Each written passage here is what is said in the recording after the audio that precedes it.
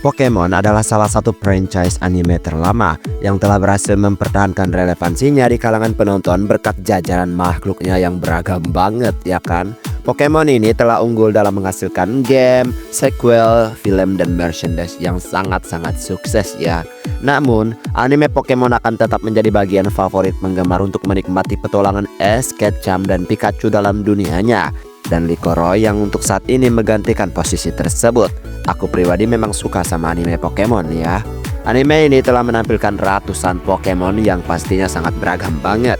Meskipun penggemar berat mungkin menganggap Pikachu milik Ash sebagai yang terkuat, beberapa Pokemon bisa dibilang telah melampaui kekuatannya. Apalagi jika itu adalah legendary dan juga mythical Pokemon. Dan berikut penggambaran kekuatan Pokemon yang terlalu OP di animenya termasuk legendary dan mythical Pokemon. Jadi kalau begitu mari langsung saja kita masuk ke daftarnya. Let's go! Groudon dan Kyogre. Konflik kuno antara Groudon dan juga Kyogre merupakan hal yang ikonik dalam franchise Pokemon. Maskot Pokemon Ruby dan Sapphire ini merupakan bagian dari beberapa legendary yang paling dikenal. Dan kekuatan mereka mencapai tingkat kekuatan primal yang sangat sesuai pastinya. Bersama Rayquaza, Groudon dan Kyogre membentuk Pokemon super kuno. Dan keduanya memimpin pasukan darat dan juga lautan gitu ya. Cerita dan anime Pokemon biasanya menggambarkan Groudon dan Kyogre sebagai dua Pokemon yang setara dalam wilayahnya. Hal ini sesuai dengan sejarah perselisihan mereka di masa lampau. Dengan Groudon yang mampu memperluas benua dan Kyogre dapat memperluas lautan. Rayquaza. Rayquaza adalah Pokemon legendary yang punya tipe Dragon yang tampak menakutkan dan merupakan anggota Wither Trio, sekaligus maskot Pokemon Emerald. Ia memiliki tubuh seperti ular dengan gigi dan cakar setajam silet. Bentuk Mega Pokemon ini bahkan lebih agresif lagi daripada bentuk aslinya, memegang kendali yang sangat besar atas kecepatan dan arah penerbangan di luar angkasa. Karena Rayquaza adalah salah satu dari trio penguasa, ia tinggal di atmosfer yang bertugas melindungi bumi dari ancaman gitu. Penonton dapat membayangkan seberapa kuat Pokemon ini dari fakta bahwa ia sendirian bisa melawan sesama penguasa, yaitu Kyogre dan juga Groudon, tanpa menggunakan kekuatan penuh malah. Palkia dan Dialga. Penampilan Palkia menyerupai naga mecha gitu yang perkasa dengan kekuatan surgawi. Trio penciptaan adalah kekuatan kuno yang terdiri dari Palkia, Dialga, dan Giratina. Baik Palkia maupun Dialga ya adalah makhluk dari legenda Sinnoh yang diciptakan oleh Arceus gitu yang perkasa ya.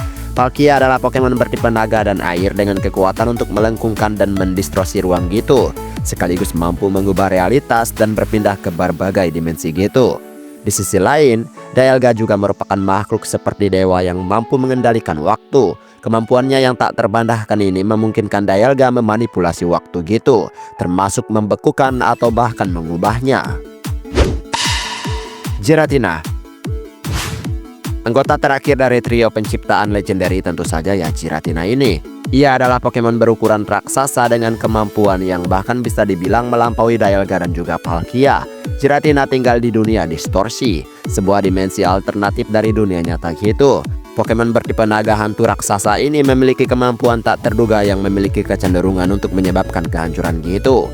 Amarah Giratina yang tak terkendali inilah membuatnya dibuang ke dunia distorsi.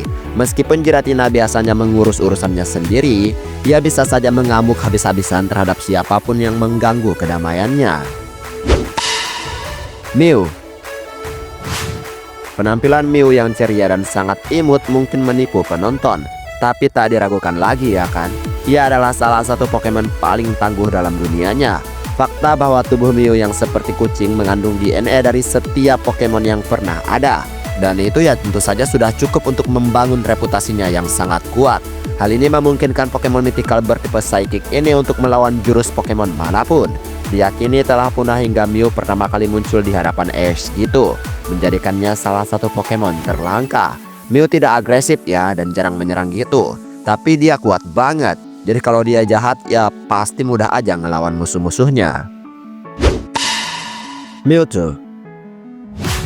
Berasal dari wilayah Kanto, Mewtwo adalah Pokemon buatan manusia yang berasal dari untaian DNA Mew asli.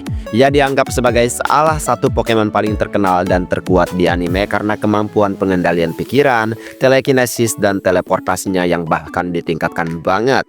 Pokemon papan atas ini memiliki kekuatan destruktif banget. Dan karena sifat eksperimennya yang dijalaninya, Mewtwo menjadi sangat ganas, yang justru meningkatkan status kekuatannya tersebut. Ya lihat saja penampilannya di anime.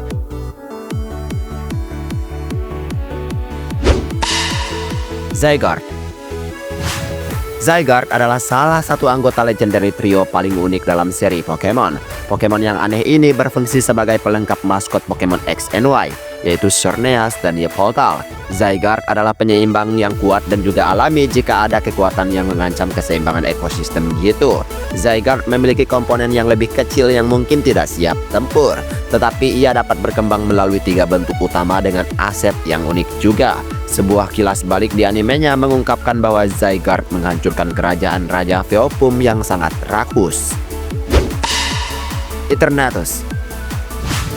Pokemon Sword and Shield memperkenalkan konsep Dynamaxing dan juga Gigantamaxing ke dunia Pokemon.